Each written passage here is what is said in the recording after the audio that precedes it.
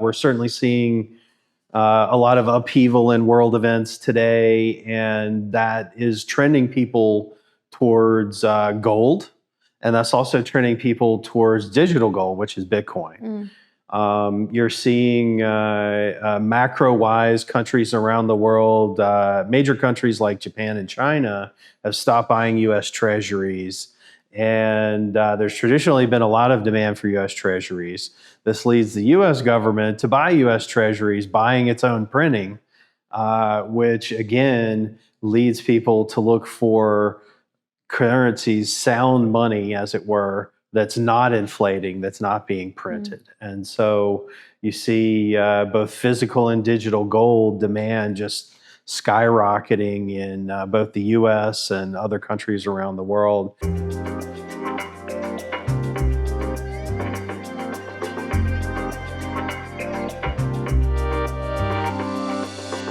All right, here we are with Jeff Garzik, the co-founder of Hemi, the biggest programmable Bitcoin sidechain with almost $1 billion in TVL.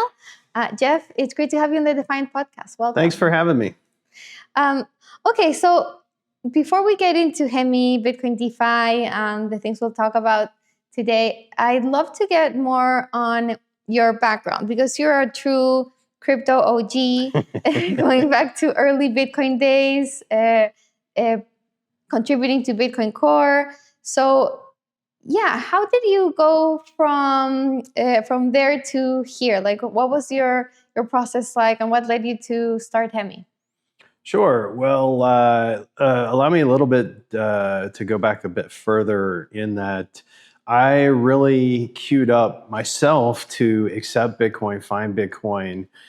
In the late 80s, I was on the internet before the internet was the web. The web was invented in 1990, 1991.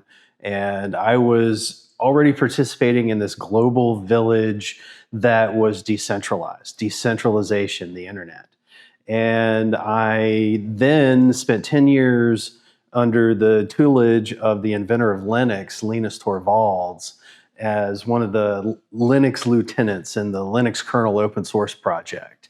And I really cut my teeth on what does it mean to be decentralized? What does it mean to be open source? What does it mean to kind of put yourself and your software out there for criticism, for review, and ultimately the goal is improving the software for everyone. And all of that was kind of in preparation for, and I'll add one other facet as well. I love science fiction and fantasy. I love it. And one of the book series that I read in the early 1990s, Shadowrun, kind of a futuristic cyberpunk type universe, featured some characters using decentralized currency. The characters in this fictional novel would transfer money by handing a small object like a flash drive from one person to another. This was called a cred stick. And you would pay for a job by handing someone a cred stick. And that was, to me, the picture perfect example of decentralized currency. So this picture and my personal life, I just feel very blessed, very lucky to have queued myself up for.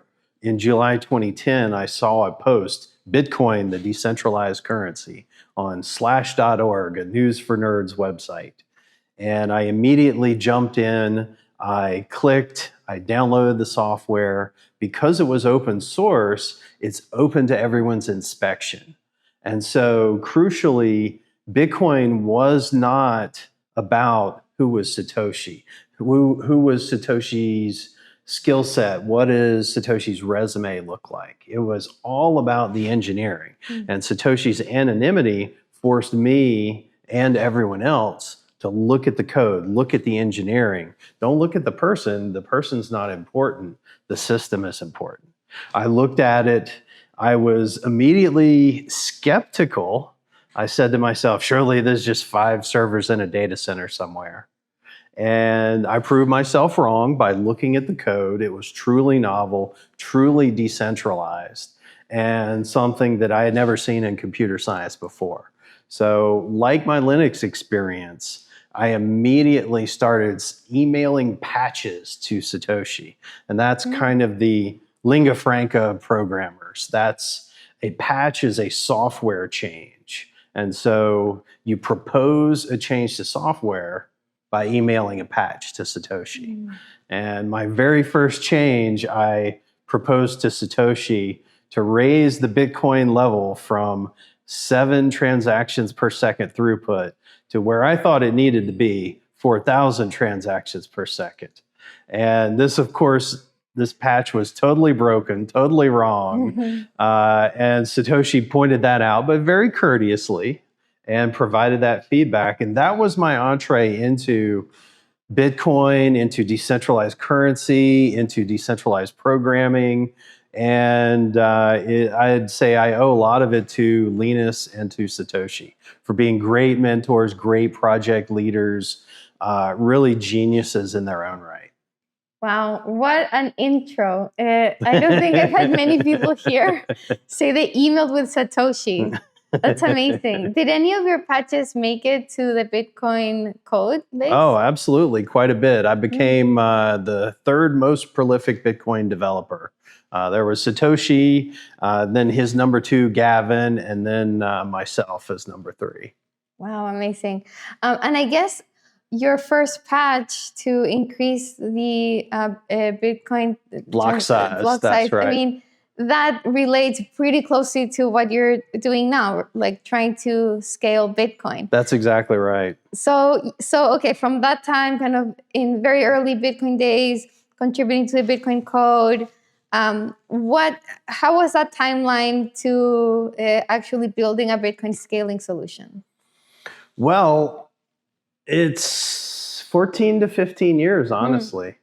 There's been a lot of history, a lot of bubbles or generations of blockchain, but it feels like today in 2025, the world's coming full circle, coming around to Bitcoin again. It's in 2010, if we look at the accelerated timeline, 2010 was Bitcoin, and then the first generation of blockchains were photocopies of Bitcoin. It's kind of the steam engine era of blockchain, where everyone had to have their own proof of work network, their own data centers, very environmentally expensive, et cetera. And then the second generation, you have Ethereum. The third generation, kind of Solana. The fourth generation, you kind of have the resurgence of DeFi. And all of those generations, all of those histories, we've been searching for how to scale Bitcoin, how to find the best Bitcoin sidechain solution.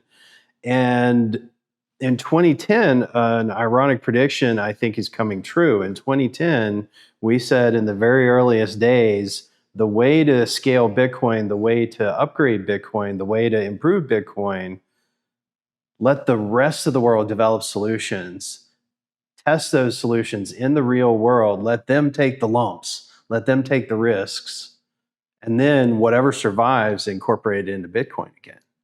So let everyone else kind of market test the solution and then take the best of the best and incorporate that back into Bitcoin. Now, on a 15-year time scale, that's what we're doing, is we let the world road test Ethereum. Ethereum is clearly a programmable layer.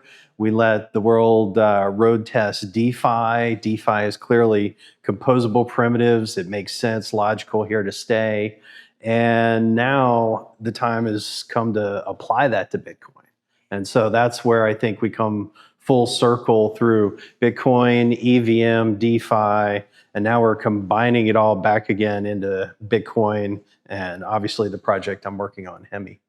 And so what were the key lessons that you took from all this time that you're now applying to Hemi? Like, yeah, you said, you're looking at what works and what doesn't. So yeah, what are those things? Sure. One of the ways that Bitcoin sidechains are secured, well, let me back up a second. And I'm pausing for editing.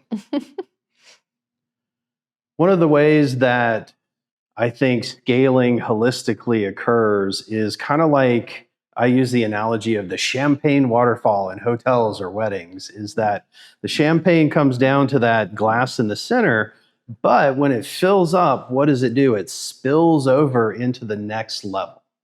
And that's literally what's happening with blockchain traffic today is Bitcoin, Ethereum, they can't hold all the payments for all the coffees in the world on layer one. And if we even try to do that, the self-balancing nature of the network sends network fees high because just like we're filming this in New York, just like New York congestion fees, we have, when it gets full, the fees go up. And that's a good thing. That's economics. That's a self-balancing system. When there's less congestion, the fees come back down. And so it naturally balances. But that still means that the pipes are often full and expensive, and that leads to a bad user experience. You're either paying 2 cents or $2 or $10 for a transaction, depending on time of day and other random factors. Well, what if there was a fast pass lane?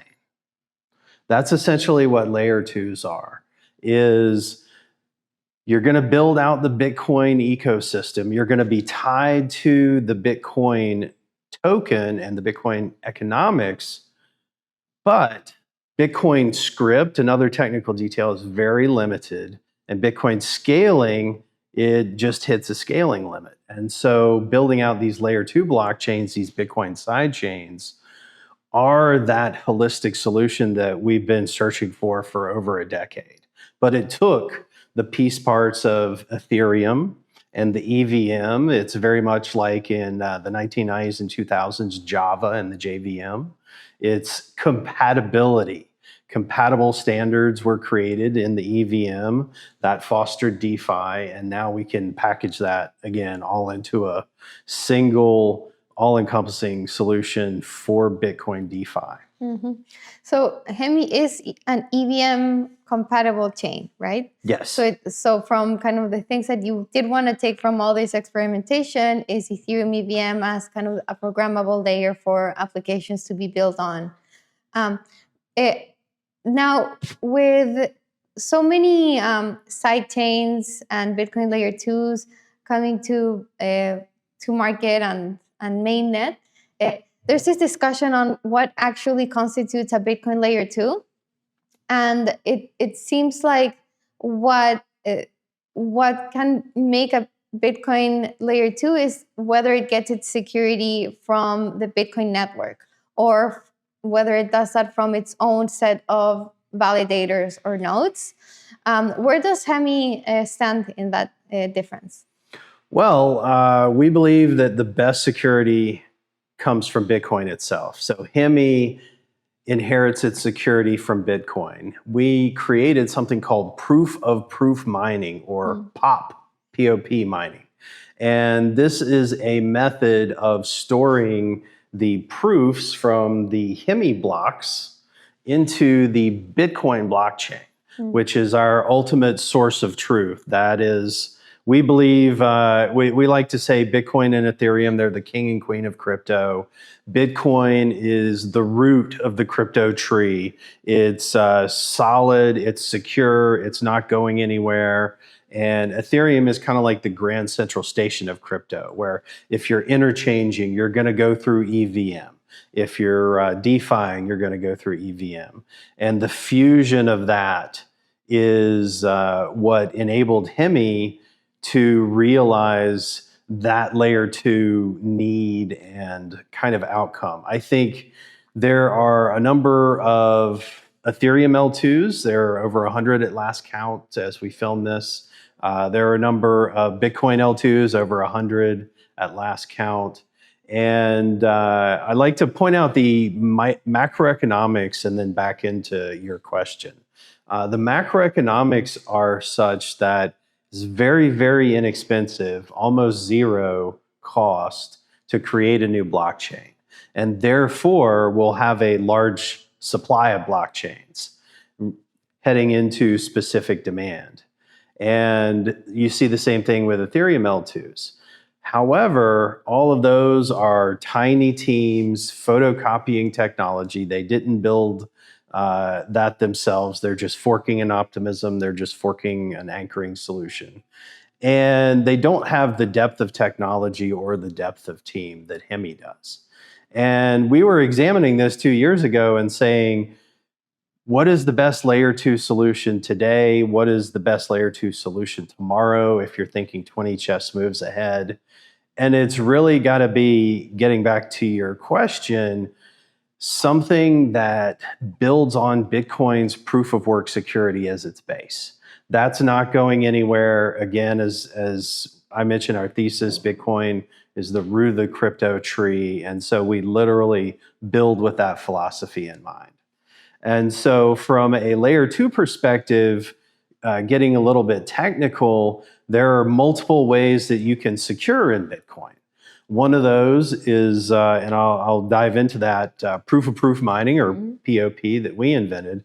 Another method is called merged mining. And this is where the chain has to make an agreement with a number of Bitcoin miners, essentially create a mining cartel in order to simply secure your chain. And to us, that's the antithesis of decentralization. You have to centralize to get your decentralized chain going. It's just a starting problem or a non-starter. And so what we chose, again, we invented proof-of-proof mining. This uses normal censorship-resistant Bitcoin transactions and stores proofs from the Hemi chain into Bitcoin. So we're entirely relying on Bitcoin confirmations for Hemi chain security at the outset. We call that super finality. When it's in the Hemi chain, it has finality. And then the second step, when it's secured with 6 confirmations in the Bitcoin L1 chain, that's super finality. And that is the highest level of security that we could attach to a Hemi transaction. So that means that if Hemi is censored or misbehaves, or something happens, then Hemi users could ultimately go to the Bitcoin blockchain to withdraw their funds or confirm their transactions. That's right. Okay, great. And do you think that's your primary edge or differentiation versus all the other Bitcoin layer 2s, or what is that differentiation? Well, we have a number of features that differentiate. Team, as I mentioned, we're a much larger, much deeper team. We've been working on Bitcoin for 15 years now. Other teams can't match that. We invented proof-of-proof mining. We're not photocopying others' softwares. We have the HVM, H stands for Hemi. And what this is it's a little bit of a technical explanation, so I hope the viewers will bear with me. We took an Ethereum node and we embedded a Bitcoin node inside it. No other competitor has done this. Now, why did we do that? It extends that Ethereum virtual machine, the EVM, to support reading and writing the Bitcoin L1 chain from these advanced smart contracts. And so for a developer, a Bitcoin developer, the Bitcoin developer in 2010, if we hopped in a time machine, they only have this tiny, tiny little technical piece called Bitcoin script. It's very secure, but it's not programmable at all. And thankfully, Vitalik came along, invented Ethereum, invented EVM, added 1000x to crypto programmability, but there were still 2 silos, Bitcoin and Ethereum, 2 different universes. The word Hemi is short for hemispheres, and it refers to the Bitcoin hemisphere and the Ethereum hemisphere coming together. And so the coming togetherness, again, getting back to the technical, we created a HVM that extends the EVM so it's fully backward compatible, yet it adds new features to let programmers add programmability to their Bitcoin transactions. So over here you have a Bitcoin chain. You can watch for payments on the Hemi chain, or on the Hemi chain, you can trigger a payment and it appears over here on the Bitcoin chain. So you don't have to do this thing and then bridge and do this other thing. And it's just nicely integrated, seamless. You don't have to undergo a multi-step process like other folks do. So it's far more advanced and far more seamless going from Hemi to Bitcoin, Bitcoin to Hemi. And it's real Bitcoin. It's not wrapped. It's not re-hypothecated Bitcoin. It's just direct on the L1 Bitcoin. So we're a direct integration, a secure integration, and very, very deep tech. So I'd say we have a number of technological advantages. And then sociological, we have an amazing community already. We have a test-first community nature. So we launched testnet last year. We launched mainnet, and we test on testnet and have a very test-centric, safety-centric, de-risk type culture, so that when we launch apps on Hemi, it's already been beaten up, already seen Darwin's trial by fire. And I think that is another advantage. And then finally, the world, the market, not just Hemi, but the entire world is coming back to Bitcoin DeFi. So Hemi is the right product at the right time for what the market is looking for. I try not to say, this is Jeff's opinion for what we should build. I try to say, what is the market telling us? What is the market pulling us towards? And the market is institutionals interested in Bitcoin, Bitcoin maximalists becoming more pragmatic and wanting on-chain yield and DeFi, the world, governments and corporates putting Bitcoin on their balance sheets, and all of that plays into what we're building with Bitcoin and DeFi on Hemi. The PR Genius is a top crypto PR and growth marketing agency, helping brands globally with expert PR and strategic growth marketing. They've worked with 300 plus projects like Movement Labs and IO.net. Unlike traditional agencies, they charge only on performance.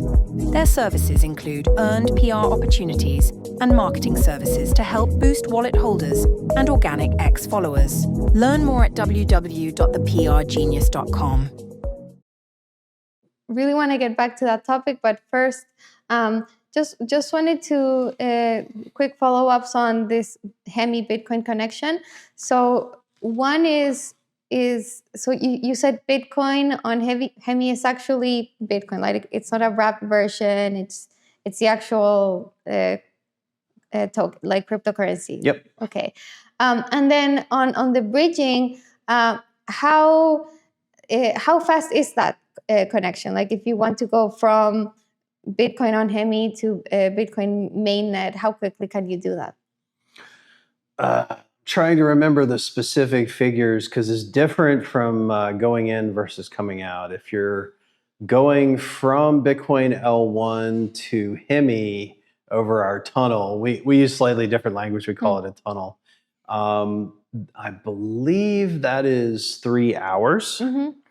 To you get 6 confirmations and then 3 hours pass. And then going the other way, it's 24 hours. Okay. So there's it scales up time-wise to prevent fraud and other rug pulls and hacks and stuff like that, because you got to be ultra secure with that level of money. Once Bitcoin is out, it's gone. You know. Yeah. Pretty similar to Ethereum and Ethereum Layer 2's withdrawal times. Exactly. Though we're maybe 7x faster at the same time. Their worst case is 7 days, and our worst case is 24 hours. Oh, okay. So I want to go back to this topic of kind of the world coming back to Bitcoin. I think it's super interesting. What macro factors do you think are explaining this?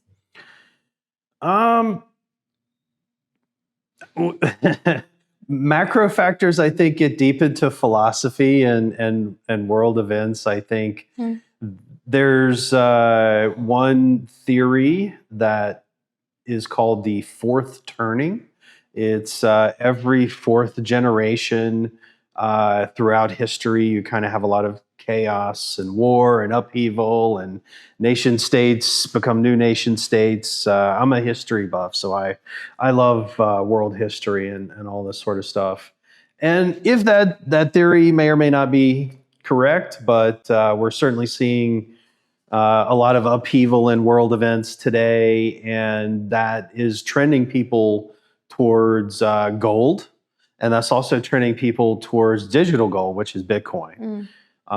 You're seeing macro-wise countries around the world, major countries like Japan and China have stopped buying U.S. treasuries. And there's traditionally been a lot of demand for U.S. treasuries. This leads the U.S. government to buy U.S. treasuries, buying its own printing, which again leads people to look for currencies, sound money, as it were, that's not inflating, that's not being printed. And so you see both physical and digital gold demand just skyrocketing in both the U.S. and other countries around the world. I think that's one of the big macro factors. Another one, a little bit closer to home, the U.S. politics on crypto has shifted quite a bit with the change in administration.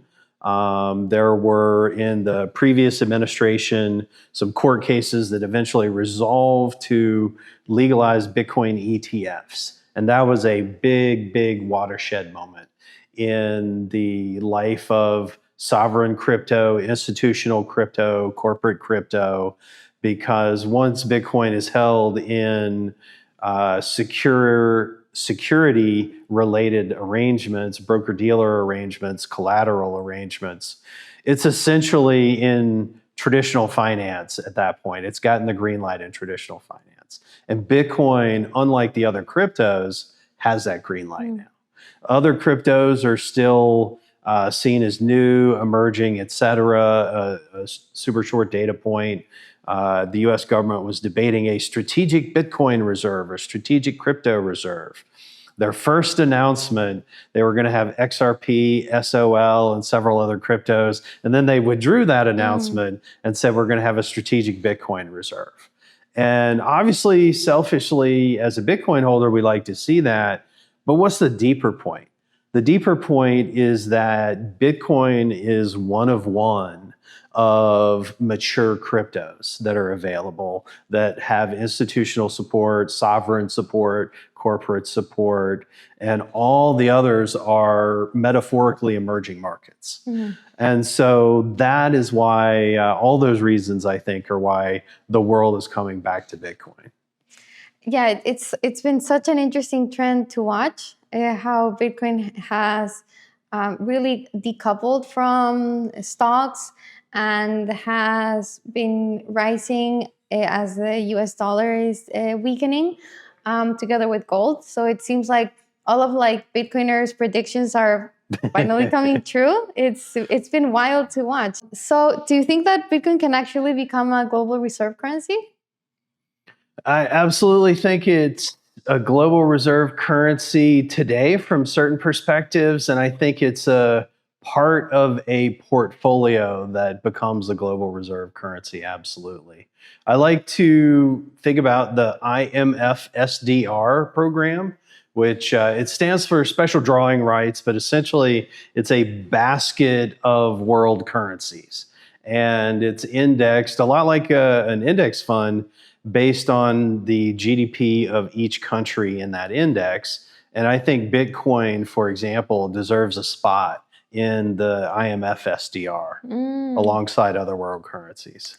That'd be an interesting milestone to watch. Do you think that, ironically, now with all the pro-crypto regulation in the US, the Genius Act, close to being, or at least in the House now to be maybe approved, so stablecoins becoming mainstream, do you think that could, in turn, prop up the dollar and maybe weaken Bitcoin's case as kind of a dollar replacement? That's a really good question. I would say it's good for Bitcoin and good for the dollar. So I'll take the 50% on that question. I would say that it's Stable coins are very similar to the euro dollar system, which is a dollar pegged system that extends internationally. And I think stable coins are essentially the new euro dollar system. And that is extending the US dollar to everywhere in the globe. It's I really like the early vision of Jeremy Allaire at Circle, which as we record this just went public. His early vision at Circle pre-stablecoin was global internet money. And now Circle today with USDC, I think he's achieved his vision. And stablecoins generalizing are that global internet money. Now, is it Bitcoin also global internet money? I think the answer is also yes. And so where does each apply and how does each apply? I think pragmatism comes into play. Right now, Bitcoin in dollar terms, and we're all thinking in dollar terms, is very volatile. And if you put your mortgage denominated in Bitcoin as a practical matter, you might one day have a payment of $10,000 and another day a payment of $500. And you'd like that small payment. You really wouldn't like that big payment. You want stability in a 30-year financial instrument like a mortgage. And right now, the US dollar provides that. And so for Bitcoiners, and we see this with Bitcoin DeFi, there is a lot of interest in collateralizing Bitcoin and then using US dollar stablecoins for everyday spending, for large purchases, and for other financial things like leveraging and other stuff. And so it's very symbiotic is my first point. For the US government perspective, I think they're absolutely happy to have the US dollar spread across the globe and to have more dollars in circulation versus another currency. And so if you ask many people, I think in the US government, would you rather have USD pegged stablecoins or something else? They'd certainly prefer US dollar pegged stablecoin. So it extends the dollar, it extends the euro dollar system. And so I'm kind of a yes to both type of person. Yeah, I mean, the point that Bitcoin can be collateral for a US dollar-based stablecoin is a great point, but we haven't seen that really take off so far. So that leads to the next question I wanted to ask, which is Bitcoin DeFi has until now been an interesting idea, but it hasn't really become true. In the sense that there is an ecosystem, but I'm not sure that there's actual economic activity happening there. Or I'd love your take on that, because it seems like a lot of the staking is to get kind of farming tokens, but it's not actual yield from lending, or we're not seeing kind of Bitcoin used as collateral for stablecoins, like you said, or more kind of real world use cases stemming from Bitcoin DeFi. I think you are, but you have to look holistically across multiple chains in crypto. And what I mean by that is that Bitcoin itself, just the chain, is technologically limited and literally can't do DeFi without help. And that's part of where Hemi comes in. But holistically, you'd see folks holding Bitcoin, they'd use a solution like wrapped BTC or WBTC, and then they'll go on a lending market such as Aave or Compound, deposit that, and then they do borrow stables. And so what we're seeing number-wise is about 2 to 4 billion in collateralized Bitcoin on DeFi, which is, it's both a big number and a small number. In that billion with a B is obviously a big number. There's obviously significant borrowing going on that supports multiple large ecosystems, the WBTC, the MakerDAO, now Hemi as well, other systems. And that's kind of part of the picture. And I'd say the other part of the picture is ultimately folks who want to mine, they want to generate yield. That's the new emerging market where we don't have a lot of data yet. But the collateralized BTC borrow USDC, you definitely see that if you but like zoom on out Ethereum and look at. or like on That's right. other chains. That's but right. I was meaning like Bitcoin DeFi on Bitcoin or Bitcoin sidechains. It seems like maybe too early to see. Like I don't know. I haven't seen that really taking off yet. Yeah, it's literally impossible on Bitcoin. Mm-hmm. So it's just not going to happen on Bitcoin. Yeah. And that's kind of where Hemi comes into play, is that we've got the Bitcoin DNA, we've got EVM programmability, we've got the HVM that can talk directly to Bitcoin L1. And so the general idea is we're closer to Bitcoin than Ethereum. And so we want to challenge Ethereum's dominance in terms of Aave and other lending markets. And I think we're on that road. So how do you see it playing out, this challenge to Ethereum DeFi? Well, obviously, I think we're going to win. Mm-hmm. The closest to Bitcoin, some of the miner related integrations that we're pursuing, we call that MinerFi.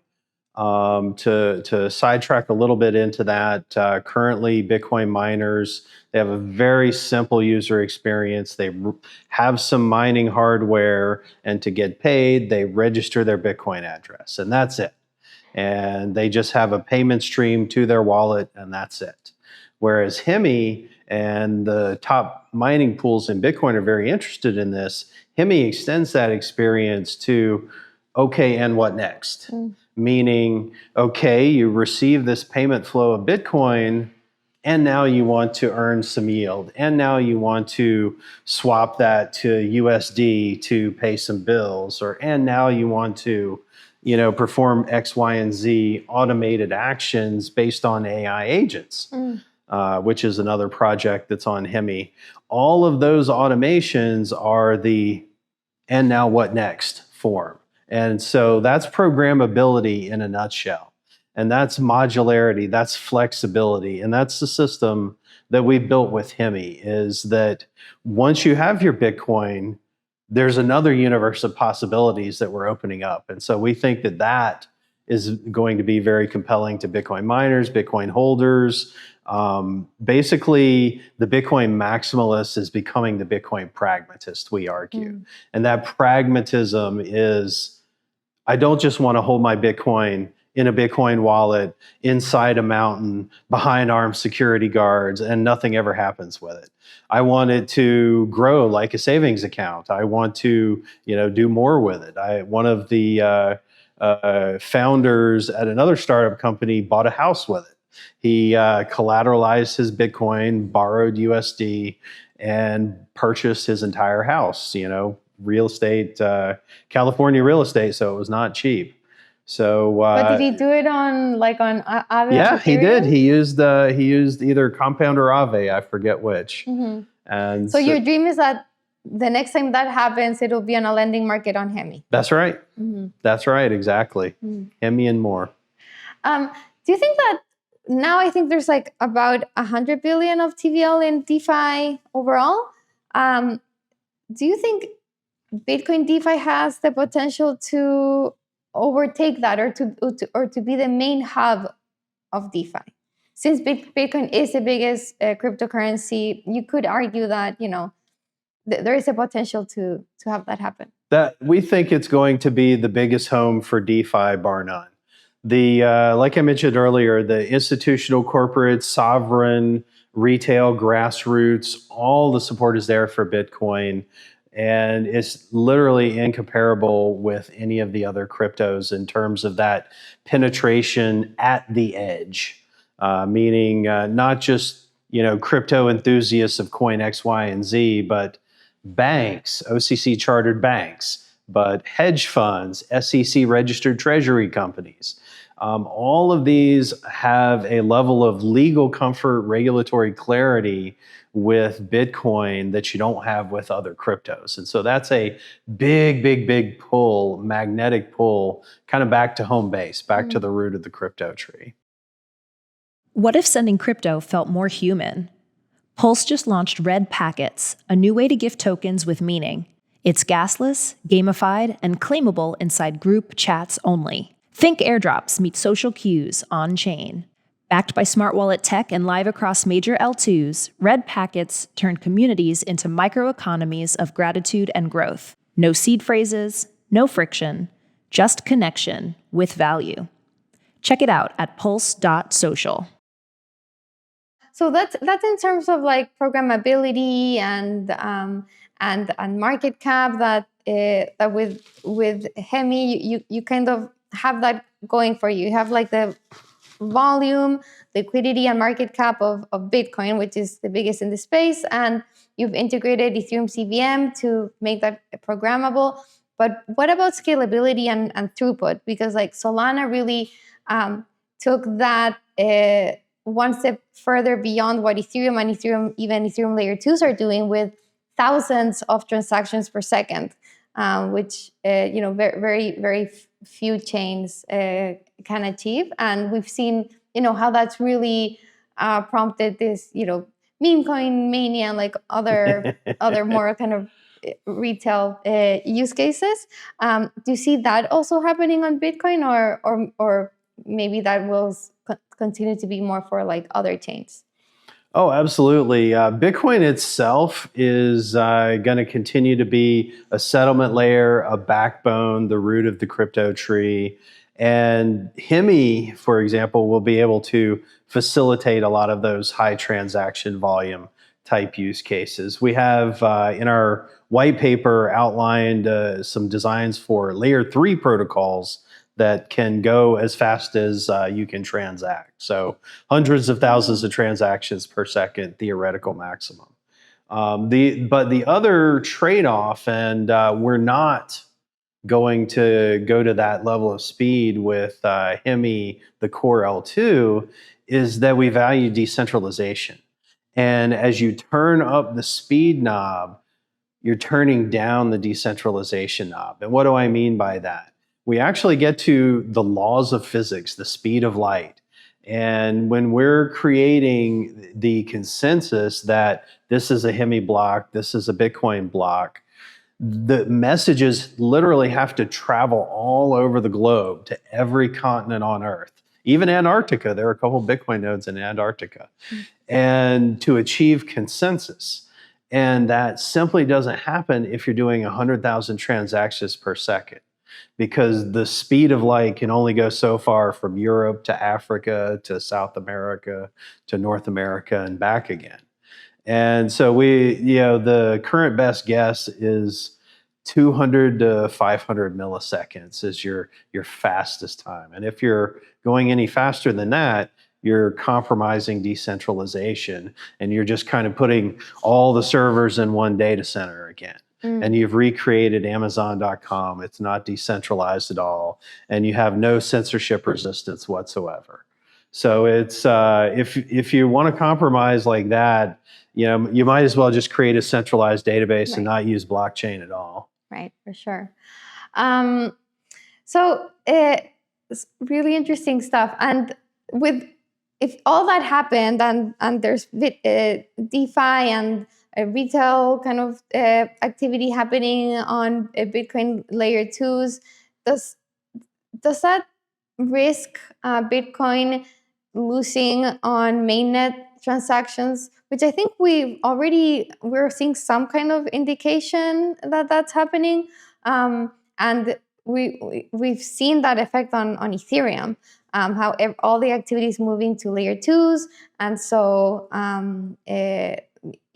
L1 is missing out on those transaction costs. ETH was underperforming, arguably in part because of that. Do you see that as a risk for Bitcoin? Well, some people theorize that 50 or 100 years down the line, when the per block subsidy is just de minimis, it's basically gone, will transaction fees pay for network security? That's kind of the existential question. And from what we see on layer twos, we are actually paying, specifically with Hemi, we're paying Bitcoin fees and we're paying Ethereum fees, and we're putting data in both blockchains. And so that's continuing to support the network, continuing to pay those costs. And the networks are both self-balancing such that if there's low traffic, then there's very little contention. If there's high traffic, there's high contention, high fees, et cetera. And so it all kind of naturally balances out. And so I'm a very Zen guy. I very balanced. I like the algorithmic nature of Bitcoin, and I think it has several self-balancing aspects that'll help in those times when there's low traffic or a lot of L1s, et cetera. L2s. Ultimately, you have to settle back to an L1. So that's why I call it a settlement layer, a backbone, to steal a Web 2 phrase. And it's always going to be needed. It's always going to be that root of the security tree. So I don't see it ever going away. Yeah, that's a good point. Okay, now back to Hemi and next milestones. What are you looking forward to in the next few months? Sure. Well, we have launched our testnet. Test is the engineer's mantra. We've launched our mainnet with Ethereum as the gas token. The next milestones will involve increasing our vault security for going to and from Bitcoin using a technology called BitVM2. We're going to be unveiling gas tokens, which allow people to pay for gas for network fees in Bitcoin itself, and a number of extensions to the protocol, which are going to make Bitcoin DeFi faster, quicker, and more integrated with the mining pool experience. And we're talking with a number of mining pools. So we're looking at the upgrade of the user experience, the upgrade of the security experience, but at the same time, transactions just keep on flowing and keep on getting secured. What about the launch of your own token? We are launching a Hemi token, but I'm providing literally zero details beyond that. Okay, we'll just have to wait and be patient, but at least we know that there is a Hemi token. Yes, coming. Yes, okay. There is coming. Coming soon. Coming soon to a theater near you. Interesting. Okay.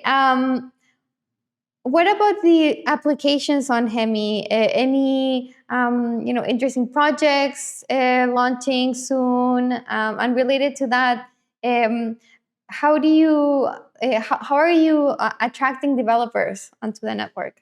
Sure. Well, I'll take the last question first. Is that there are a number of ways to attract developers onto the network. Obviously, just being amazing and just building a great developer experience at Block that spun out Hemi Labs. We're all builders. We want to build things that other developers just want to bear hug and love. And that's from great documentation to source code examples to hackathons to the monetary side of grants and other monetary support. If you're not a VC-backed project, you're just like a Stanford University student building something.